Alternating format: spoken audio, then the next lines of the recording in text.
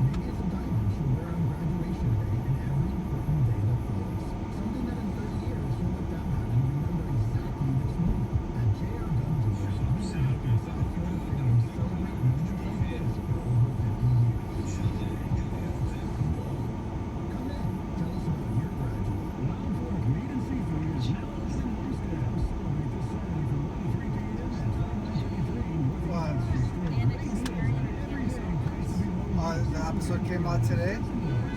Oh, wow.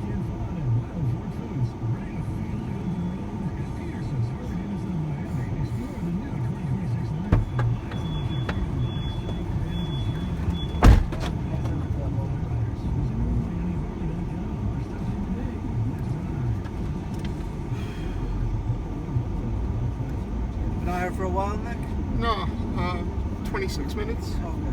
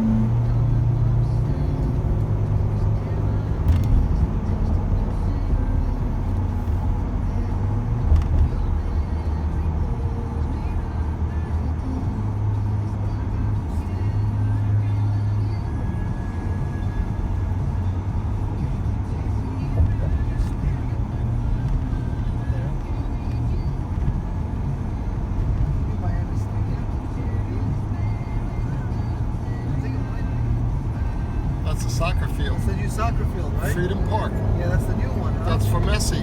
Yeah, I just noticed that. Yeah, When is it? it's opening soon. All right. They're working on it 7 days a week. Yeah, I see that. Well, they got to get it open for the World Cup. Yeah, and the Olympics. Yeah. Wait, they're bringing the Olympics here? Yep, When? next year. Well, Summer Olympics? I thought the Olympics comes to, I know the World Cup they're doing here. yeah, and I thought the Olympics too. Olympics, maybe that's 2028. Yeah, maybe you're right. Okay, I thought it was the Olympics and the World Cup. The FIFA World Games, the World Cup, and the Olympics, I think, are all going to be used there. The World Cup is this year. I know they're doing some of the games here. Yeah. And FIFA does like an 8, they're coming to 8 cities Yes. in the States, and that's going to be one of them. Exactly. Yeah, I'm looking forward to hanging out there. I heard it's going to be like Dolphin Stadium, one price to get in the grounds, and then another price to get into the stadium.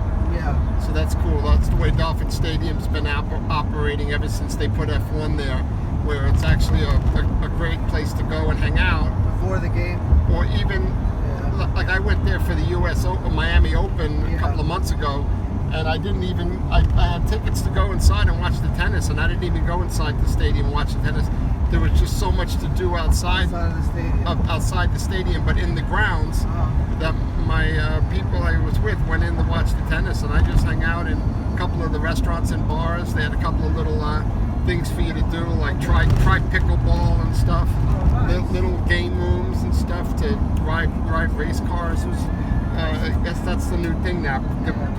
People were bringing their families there, but they weren't even going in there to watch the tennis. Kids can't sit down and watch tennis, but there was tons of kids on the property that they had to pay to get in. That the families just bringing their kids there on a Saturday or Sunday, no matter what's going on in the stadium, just because it's a great place to hang out, and supposedly very safe too, because there's security and you can't get out of there without, it's a big thing to get in, it's a big thing to get out. Gotcha. Yeah, so a lot of families are going there. Interesting. I didn't know that for the U.S. Yeah. Open, huh? I went to Miami Open. Miami Open. Yeah, I was there about 2 months ago for that. It was the girls Miami Open, the female Miami Open. I always wanted to go watch some matches. I never got the opportunity. Yeah, it was kind of cool. I did go in and see it on the screen. I didn't want to sit down because what happens is half the stadium's in the sun and half the stadium's in the shade. And usually all of the seats in the shade are full, and then a lot of the seats in the sun are empty. And when I walked in there, I looked around and I said, there's no seats. I'm not going to sit in the sun. So I just stood outside and watched it on the screens. They have big screens. Yeah, they got screens. Even outside the stadium, in the bars and restaurants, they have the live stream too. So people are partying and eating and drinking and shopping, and then wherever you are outside that stadium, you look up and you see the match, or you see the game, or the race. The F1 race is the same way. They basically did this for the F1 race so they can have as many people as they want go in there and enjoy the race without having to go in and sit down, because the seats are so expensive. So I think it was $700 to get in there just for the race, and then you have to pay more to get a seat. So people were just standing up in there. That was how they started it, just standing up, watching the race, listening. It's more of a chill vibe too. Yeah, and you can listen to the announcer, the same announcer that's on the TV. He's piping through speakers. So I was hanging out there. I went there for the F1 race too. I didn't go in, but I was hanging out by American Social, having some burgers and a beer with my friends that invited me, and it was kind of cool. I liked it. I didn't even have to go in and watch the stadium. But then when they win, everybody's allowed to go where they squirt the champagne and lift up the trophies. So that was kind of outside the stadium. So even if you didn't go in, you still could participate in that. Celebration. The celebration, yeah, which I was right pretty close to that. Yeah, it was pretty cool. So I think Freedom Park is going to be the same thing as Dolphin Stadium, and that's the problem with what's going on with the baseball stadium. It's $5 to get in the baseball stadium. Yeah. It's like $20 to park, $5, $6 to get in. So they're not doing nothing else there. There's no reason to go there, right? Yeah. So that makes sense that Dolphin Stadium, you can do multiple things there. You don't even have to go the stadium, you can still have fun. And I think Freedom Park, they're putting a hotel in there, and they're putting an indoor mall. So it's going to be a hotel in the park. Yeah, in the park. Really? Yeah, so you can stay on the property. Yeah. Interesting. Yeah, it is. They're gonna build a tram also from the airport to go right to it. So if you fly in, you don't have to get an Uber. You can just go right from a tram, right from the Miami airport arrivals, right to Freedom Park. Smart. So they say it's great for players that are gonna book that stadium to practice now. So they were playing by our house. yeah, I know, right? I live not too far from you, and a couple of times when they just started, I drove some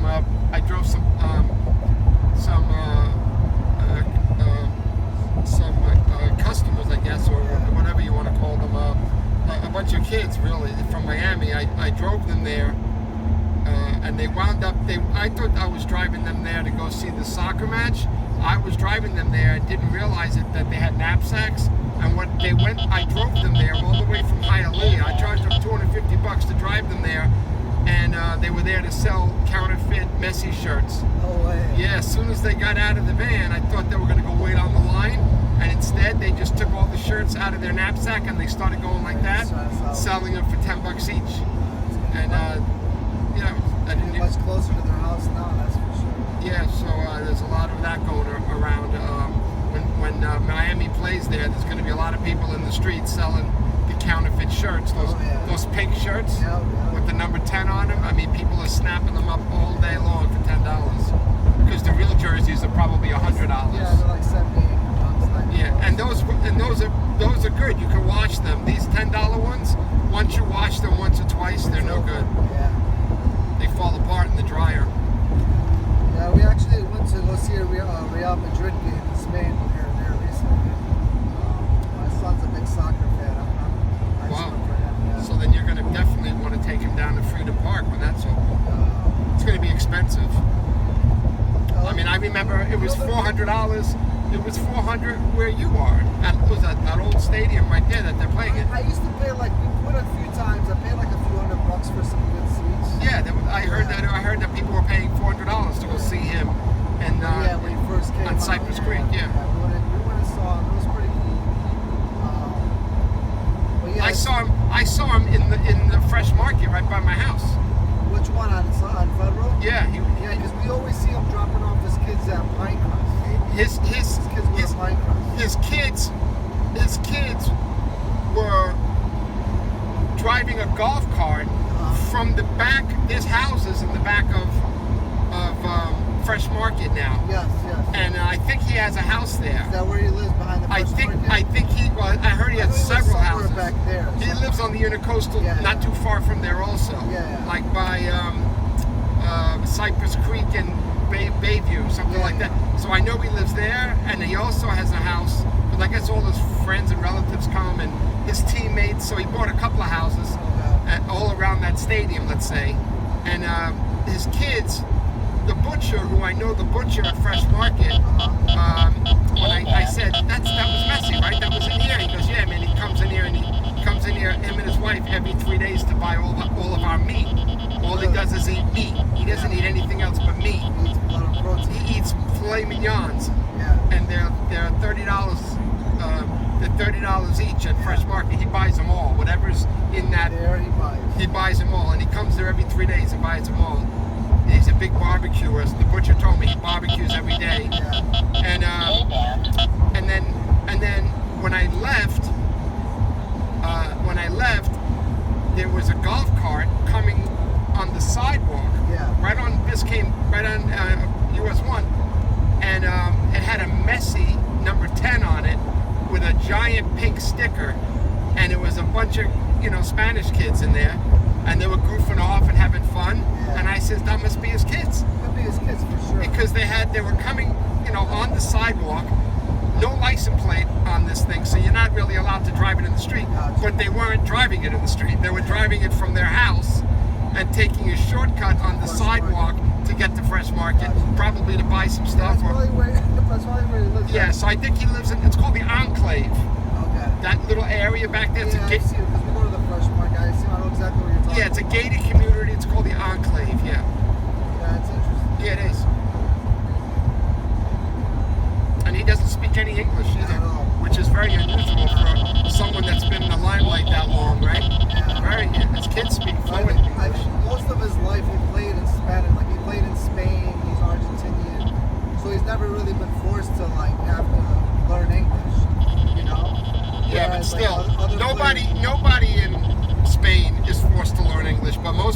Spain do They speak do English. speak a lot, yeah. They do. You know, it's the international language, especially if you're a celebrity. Yeah. It's amazing that he got all those endorsements, and it doesn't even matter that he doesn't speak English because people are just hiring him for his image, Yeah. not for him to say anything. So it's all it really is. his image is really worth all that money that he uses that he gets. All these soccer players, man, all these famous soccer players, they're making. I was at the airport. I'm like, they just put any random soccer player's face on a commercial. There you go, call it a day. You know? Yeah, They're getting paid $1 million just to do something like that. yeah, You know? They don't have to say anything or do anything. just their image. Just the image. Yeah.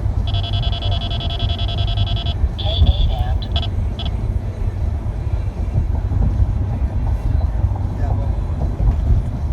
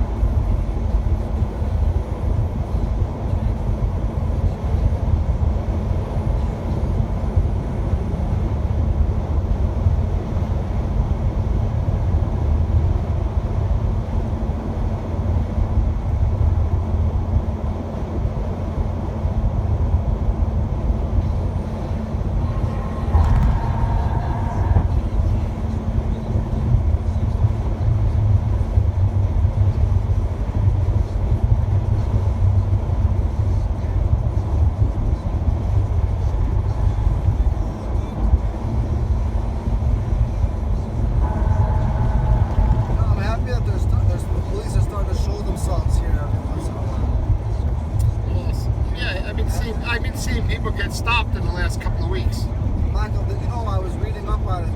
This stretch of highway right here, like where we're at, is the most accident-prone highway in the entire United States. So 95 is the most dangerous highway in America, and the distance between Palm Beach and Miami is the most dangerous corridor of 95. Yeah, exactly. Yeah.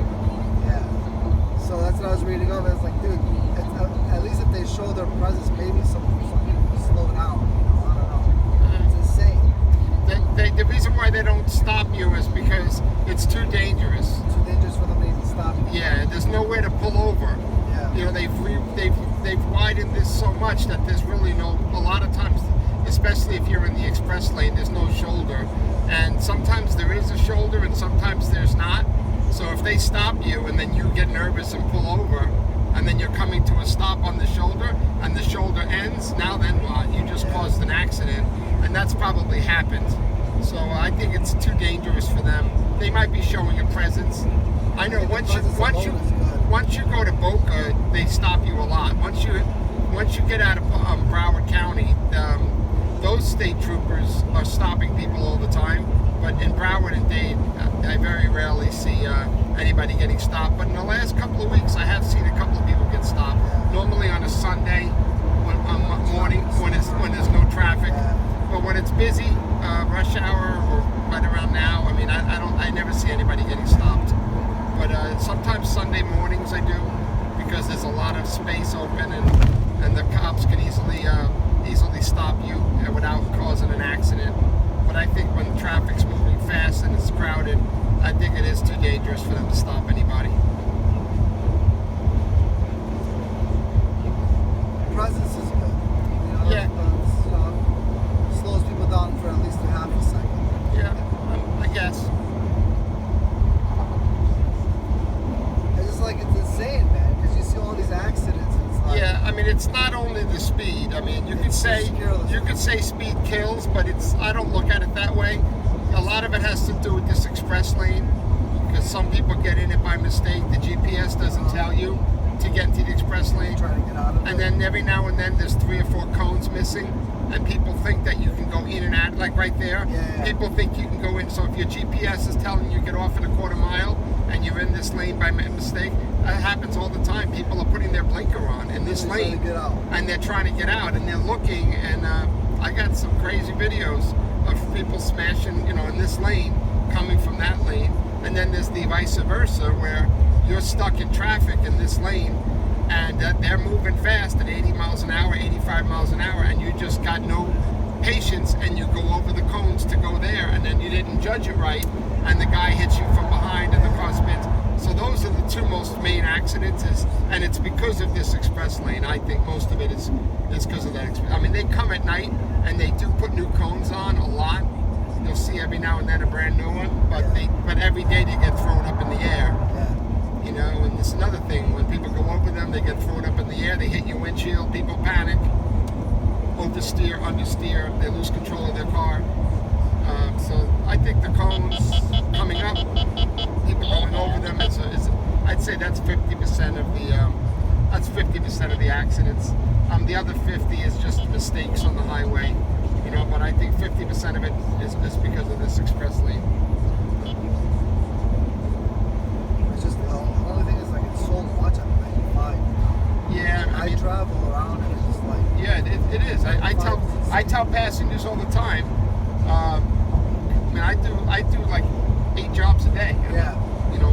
I tell passengers all the time, they want to sit in the front. A lot of them, I get car seat, I want to sit in the front. I'm like, listen, you're going to get more car seat. You're going to get more car sick in the front than you are in the back. And I got passengers going like this, like in the front, like. And I'm just driving like I am now, it's just they're not used to cars. We're doing 80, right? And cars are flying by us, right? Yeah. And they're like, what's the speed limit? Oh, it's 60. Then why you're doing 80? Yet there's people, like, I'm doing the same speed as everybody else, and people are passing, and I'm like, well, the traffic does move fast here. I mean, it is fast. I noticed that I first moved down here in 2009 from Chicago, and I'm driving 65 miles an hour. And I'm going, and that's slow here. And I see all these, and not only that, people are mad at you for going that. People are mad at you. 60, 65 65 is not going to cut it. Yeah, it's that people are mad at you if you're going 65. They want you. They're going to be on your bumper, especially if it's a lot of traffic and you got too much space. So in a way, you have to have a certain way of driving. And we're getting off at Cypress Creek, right? Yes. You have to have a certain way of driving and know. And it's a. You have to have your eyes going nonstop. That's what I realized, man. I was in my wife's Escalade like 8 months ago. Yeah. And I was stopped dead at a red light. An old guy going by 45 miles an hour right on Federal. I'm at the red light. Ran the red light? He ran like rear-ended me. Oh, rear-ended you at the light? At the light. I'm at a dead stop. Yeah. Dead stop. Yeah. He comes at me. That happens every day. Every day. 45 miles an hour, man.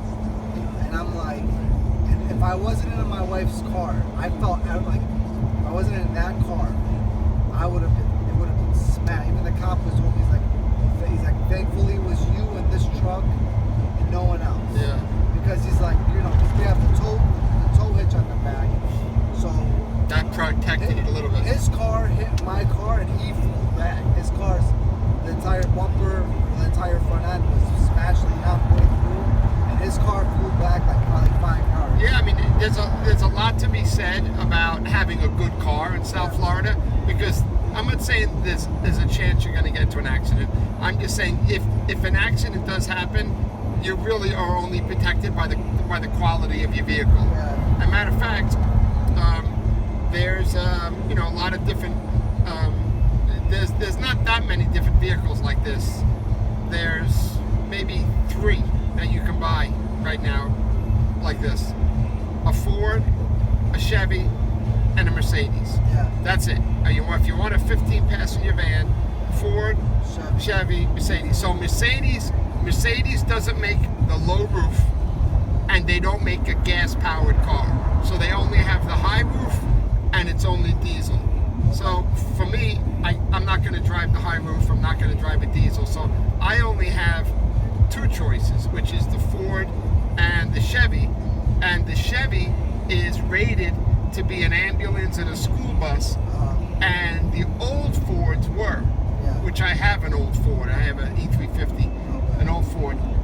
2014 is last year they made it. That's the one I have. And the new Fords, because they're made with Mercedes in Germany. Oh, they are? They are. They look a lot like the Sprinters, the new Fords. The high ones, not the low ones, right? So if you want the high one, it's gas powered, but it is high, but it's got all plastic all over it, front and back. And because of all that plastic, they can't get a rating to be a school bus or an ambulance. So this is rated to be a school bus and ambulances. That's why when you see an ambulance, it's usually this, or it's an old Ford. It's never a Sprinter. It's never a Ford Transit. It's either a GMC Savannah, it's either a Chevy Express, or it's a Ford Econoline. That's it. Three vans. Because of the steel bumpers and because of the height of the wheels are steel wheels, big wheels. So when it comes to driving, I feel like I'm driving the most safest vehicle, and God forbid anything happens. I'm not in something where it's got plastic bumpers where somebody's going to hit me and I'm not even going to be able to drive away. Here I know if somebody hits me, they're going to dent the bumper. If it's really bad, okay, it might get worse, but I'm probably going to be able to drive away because it's got a steel bumper, front and back.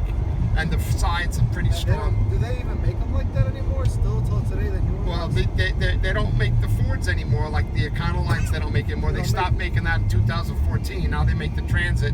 These they still make. What year is this? This is the 2021. They still make these, and they still make the. This is a Chevy Express 3500, and they still make the GMC Savannah, which is the same except it's got the GMC logo on it. But GMC and Chevy is the same thing. So they have the GMC Savannah like this, then they got the Chevy Express like this. But there's nothing else that has a metal. Is that the one they used to make back in the day, like in the early 90s with it used to look like almost like a cube, like a box? They don't make that anymore. That is the Nissan NV 3500. Nissan tried to make. They made a 12-passenger van. They don't make that anymore. And then the Ram made one too. Oh, yeah. The Ram they discontinued anyway. Also, the problem with the Ram was the drive shaft was this far off the ground, so they designed it wrong. So if you went over a curb, you would rip out the drive shaft. Where I can drive over a curb with this if I had to. If I had to go over this curb, I can. But the Chevy. yeah, the Chevy. What's it called? The Ram, the Dodge Ram couldn't do it, and that was a big problem with it. There was all these people were complaining that they were just getting the whole axle torn off, and then they stopped making. They couldn't recall it. It was too much of a big deal. So Ram tried to get into the business for a little bit. They did a 15-passenger van. I think they had them for 5 years. They stopped. Nissan had them for about 5 years. They stopped. So now the only 15-passenger van you can get with a metal bumper is a Chevy or a GMC, and those are the only two that are rated for. Actually, the news trucks use them too. So the news trucks use them. Yeah, the news trucks use them. The ambulances use them, and school buses use them because they're rated to be. They're very heavy, and they have 8 cylinders too. The Fords have the Fords and the Mercedes are 6-cylinder, where these are 8-cylinder. So they are, they're better on long distances. Oh, this is an 8? This is an 8, yeah. It's got a big gas tank, 33-gallon. It's got 2 batteries. So this is really made. It's old school, but it's actually made to be very strong and very durable. And the way I drive, I put almost 100,000 miles a year on a vehicle. The way I drive, I need something as durable as it can be, and this is the most durable van I've ever driven. More durable than my Ford, and I've driven Because Fords. they've kept it simple, it seems like. They haven't changed it, and they haven't changed it in all these years, which is good because they made him. It's like a truck. This is actually on the truck chassis. Yeah. The Ford too. The E350 is the Ford, and I don't know which one. This must be the 3500. So if there's a GMC 3500 cab, like a pickup truck, the 3500, this would be the same chassis as that, and the same engine. Yeah. This is called the Trident V8 engine. Trident. Is it Trident? Yeah, no, not Trident. Vortex. It's called Vortex V8. The Ford is called the Trident V8. They all have model names for each They V8. make good pickups, I'll tell you that much. Yeah, this is like pretty much the same as a pickup, except it has a different cab. Yeah, of course. And also the new cars, because of the regulations, a lot of times when you come to the new cars, you come to the light and a couple of cylinders shut off, and then to save gas, and then when you go again, the cylinders turn on. With these kind of vehicles, they eliminated all that, so the 8 cylinders are working all the time, even when you stop at a light, and it's got no push button, restart. It's a switch. Yeah, it doesn't have that gas saving stuff on it. I turn that off on my Jeep all the time. Well, now all the new cars aren't going to have that now. Trump got rid of that. Yeah. Really? So Trump got rid of it because that was a Biden thing, and now all the new cars, GM and everybody's so happy that they're going to be able to make. Yeah, my girlfriend has a Jeep Compass, and she's always every time I stop at a light, she has to go down to the center console. It drains your second battery. Like they put another battery. Yeah, you're right. Her battery's always draining it. Yeah. You're right. She has to go to the dealership and get another battery. Yeah. So I just thought, as soon as I get in my car, the first thing I do is turn that thing off. Yeah, you might want to consider when these new cars come out without that button on it, you might want to consider getting the old school, the regular version. I don't think once those new vehicles come out, nobody's going to want the old ones anymore because they're going to say that nobody really knows what's going on, but I follow the news and I hear, it's going to take a couple of years. Yeah, because they've already got it in the system. Yeah, a couple of years from now, all the cars aren't going to have that, and then everybody's going to say, "Wow, I love that the car doesn't have that." They're even trying right now. They're trying to put in this technology, which is really concerning. Shutting off the car. Yeah, that's really concerning. I know, but I can see why they do it because if you think about it, all the car chases would be ending. Like, you know, see all these videos of these people running away from police. I mean, it happens here and there, but I don't want people intruding on my. Yeah, I don't want. there's always going to be people that bypass it, I'm sure, too. Yeah. You know, there's going to be mechanics that are going to turn that off. That's true. Yeah. We'll figure it out. I would think so, Software. yeah, I would think so. But I don't like that either, of course. I don't like that either. I'll give you a little bit of privacy for God's Yeah. sake, a little bit of autonomy, you know? Yeah, I mean, it's also good for the insurance companies because if your car gets stolen, they can shut it off. I mean, It could also be good for but that. they have a GPS on cars now anyways, right? So it's not like cars, like most cars have GPS on them. Yeah, yeah. So it's hard to like steal a car and get away with it. Yeah. They even have those Apple, what do you call those? Apple honey? Those apples. Tags? The tags, yeah. Yeah. You know? Yeah, I don't think people are stealing cars like they used to. If they are stealing them, they're usually going overseas. Yeah. They're putting them in containers and shipping them to Jamaica or wherever they want to ship them to. And getting new titles for them. I don't think people aren't stealing cars. All these new anymore. cars have way too much technology Yeah. for you to be able to steal it and get away with it. Yeah, this car doesn't have a GPS, but this car does have OnStar, Yeah. but it's not hooked up. Yeah, see this button right here?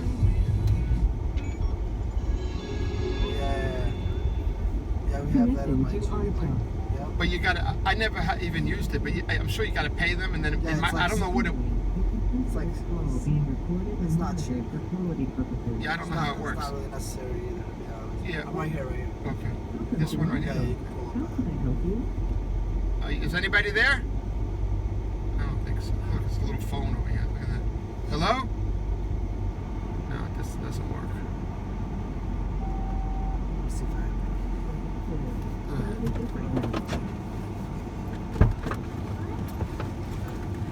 Wait, should you guys bring everything down, okay? All right, I'll open the doors for you. Yeah, I got you.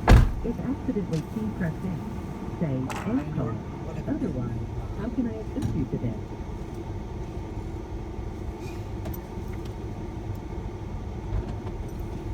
All right, watch your head. Take your time. Ending the call. If you need emergency help, press the red button. Thank you for calling OnStar. Be safe out there. Your OnStar call has ended. Goodbye.